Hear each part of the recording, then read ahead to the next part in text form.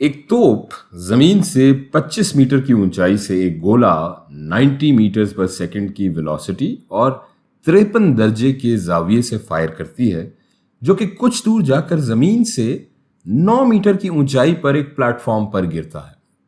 ये गोला यहां जमीन पर गिरने से पहले कितना वक्त या टाइम हवा में रहता है, ये मालूम करें। चूंकि गोले की हरकत दो जौहती या टू डायमेंशनल है, सो इसकी वेलोसिटी को सबसे पहले हम इसके उफुकी उमूदी अज्जा में तहलील कर लेंगे।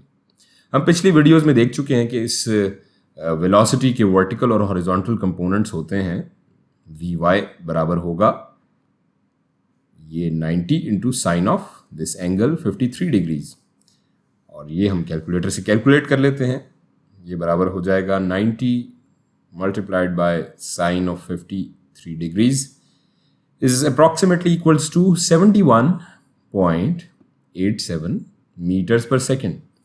इसी तरह Vx हमने देखा बराबर होगा 90 इंटू कोसाइन ऑफ 53 degrees। ये भी हम कैलकुलेटर से कैलकुलेट कर लेते हैं। 90 multiplied by cosine of 53 degrees is approximately equals to 53.16 meters per second। अब यहां चूंकि गोला उस सतह पर वापस नहीं गिर रहा जिस सतह से फायर किया गया था, इसलिए हम यहां पहले चेंज इन डिस्प्लेसमेंट मालूम करेंगे, यानी delta S, change in displacement delta S is equal to S F, यानी कि फाइनल पोजीशन या डिस्प्लेसमेंट का point, minus initial S I displacement. यहां हम देख सकते हैं कि हमारी फाइनल डिस्प्लेसमेंट है ये 9 मीटर, जहां के आखिरकार गोला आकर गिर रहा है, तो ज़मीन से या जीरो लेवल से हम कह सकते हैं ये डिस्प्लेसमेंट वर्टिकली है 9 मीटर। तो ये हो जाएगा हमारा S F minus initial displacement जहां से गोला फायर किया जा रहा है, वो ये ज़मीन से अगर हम देखें सिफर से तो 25 मीटर है। सो ये हो जाएगा 9 metre minus 25 metre which is equal to minus 16 metre. तो ये है हमारा चेंज इन डिस्प्लेसमेंट, यानी हमारे गोले का हटाव या उसकी पोजीशन में जो तब्दीली आई है वो मनफी 16 मीटर है। मनफी का निशान यहां जाहिर कर रहा है कि गोला ऊपर से नीचे की जानिब सफ़र करता है। अब हमें वेलोसिटी और डिस्प्लेसमेंट की कदर मालूम है, और हम जानते हैं कि यहाँ एक्सेलरेशन इस केस में बराबर होगी a is equal to minus 9.8 metres per second, और हमें टाइम की कदर मालूम करनी है। तो ज़रा सोचें कि कैसे। हमने पिछली वीडियोस में हरकियात या काइनेमैटिक्स की जो 3 मसावात अखज़ की थी, उनमें से अगर डिस्प्लेसमेंट की दूसरी इक्वेशन को हम याद करें, तो अब याद कर लिया है तो उसे लिख भी लेते हैं। वो इक्वेशन थी S is equal to v i t जमा 1/2 AT स्क्वायर। अब यहाँ चूंकि गोले की उमूदी हरकत पर बात हो रही है, तो ये वेलोसिटी भी गोले की उमूदी या वर्टिकल वेलोसिटी होगी। सो दी गई अकदार हम इस इक्वेशन में प्लग इन कर लेते हैं। हमारी डिस्प्लेसमेंट है, ये जो चेंज इन डिस्प्लेसमेंट हमने कैलकुलेट की, माइनस 16 इज इक्वल्स टू ये हमारी वर्टिकल वेलोसिटी, जैसे कि अभी हम बात कर रहे थे 71.87 इंटू टी जमा ये ए होगा minus 9.8 into T square divided by 2। अब इस इक्वेशन को अगर हम अरेंज करें तो ये अरेंज करके कुछ इस तरह से लिख सकते हैं, ये 9.8 divided by 2 minus 4.9 T square जमा 71.87 टी जमा 16 इज इक्वल टू 0। अब ये एक अदद हम देख सकते हैं कि क्वाड्रेटिक इक्वेशन है, या जिसे उर्दू इस्तिलाह में हम कहते हैं मुरब्बई मुसावात, और इसका हल या सोल्यूशन हम जानते हैं, हम अलजबरा में पढ़ चुके हैं स्कूल में बचपन में अपने। वो क्या होता है एक बार रिकॉल करके हम लिख लेते हैं।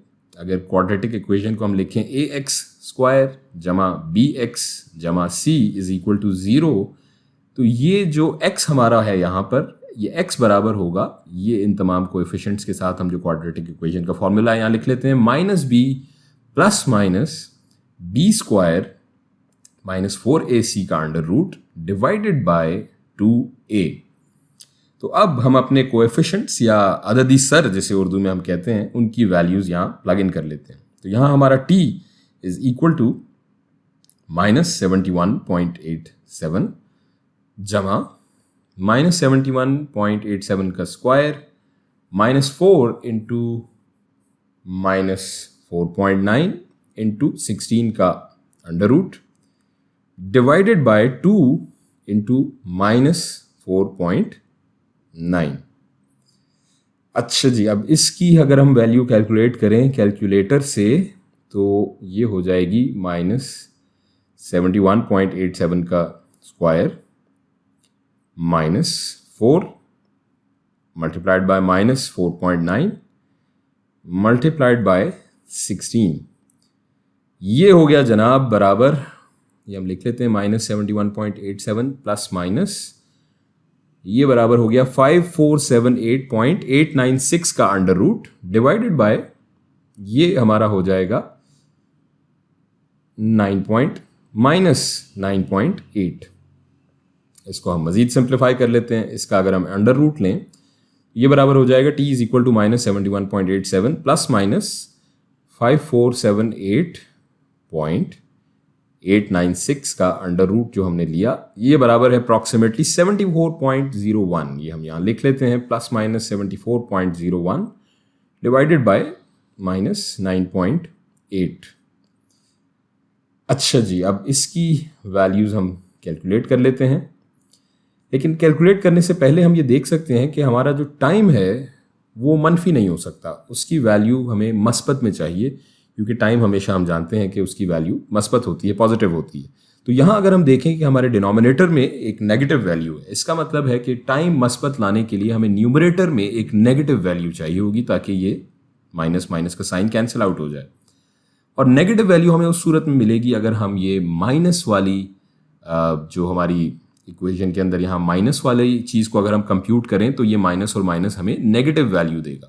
सो ये प्लस वाली चीज़ को हम कंप्यूट नहीं करेंगे या कैलकुलेट नहीं करेंगे, हम ये माइनस वाली चीज़ को कैलकुलेट या कंप्यूट करेंगे।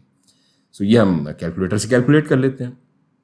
-71.87 -74.01 डिवाइडेड बाय -9.8, और ये बराबर हो गया जनाब अप्रॉक्सीमेटली 14.88 सेकेंड्स के। तो जनाब ये गोला ज़मीन पे गिरने से पहले 14.88 सेकेंड तक हवा में रहता है।